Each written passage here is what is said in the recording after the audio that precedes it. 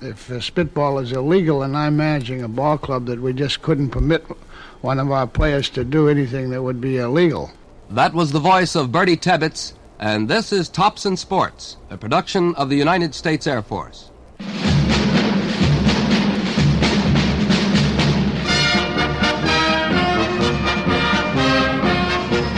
This is Kyle Rote, and today we will chat with Birdie Tebbetts, who has had a rather varied career in the big leagues.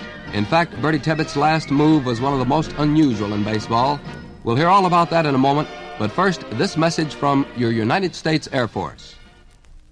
Hi, I'm George Goebel, entertainer, husband, father, and former member of the United States Air Force.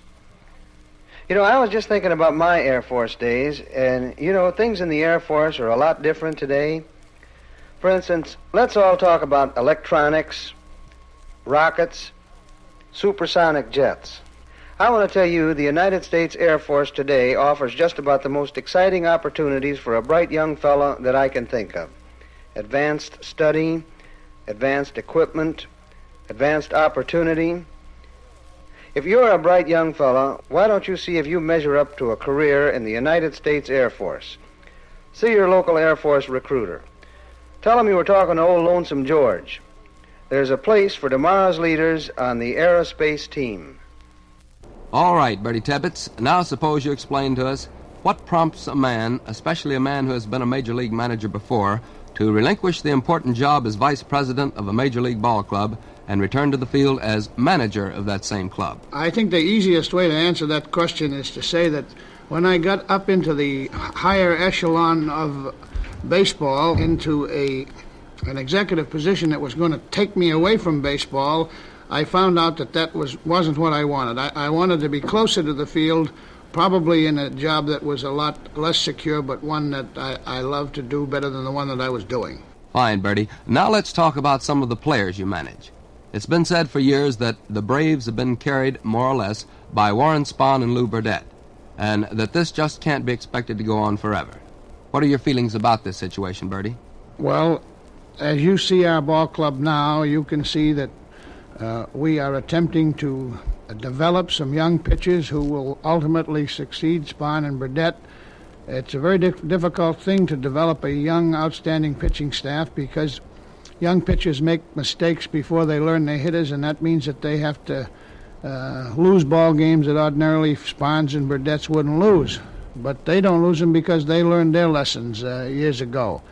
And sometimes you see a great young pitching staff and look at it 4 years from now, and it just isn't what you thought it was going to be. So through trial and error and because of our farm system, I think we're going to be able to reproduce another Warren Spahn.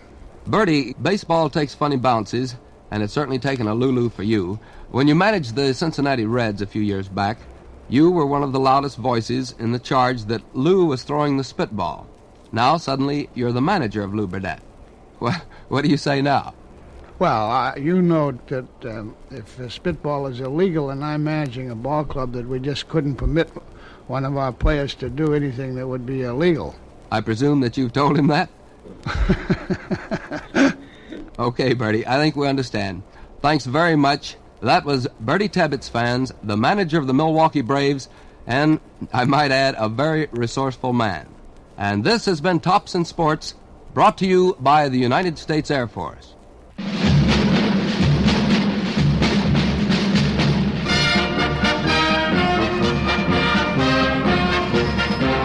This is Kyle Rote.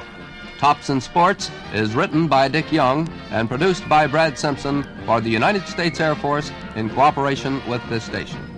They took the blue from the skies and the pretty girl's eyes and a touch of Old Glory's hue and gave it to the men who proudly wear the U.S. Air Force blue. And you can wear it too, the U.S. Air Force blue.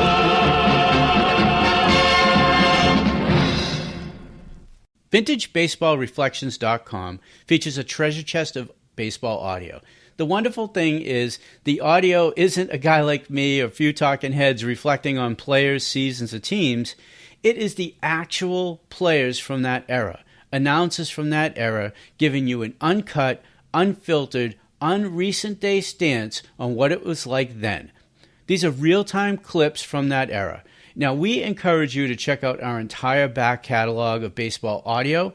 And if you like old-time games, and folks, you are not alone. Join the membership section to enjoy interacting with fans, scoring games with folks just like you, and listening to hundreds of radio broadcasts that were baseball classics. As a special offer to you, type in "This Day in Baseball" for a discount just for you. And if you enjoyed the show, hit the plus sign to subscribe, follow us on the socials, and above all, share us with your friends who love baseball history just like you.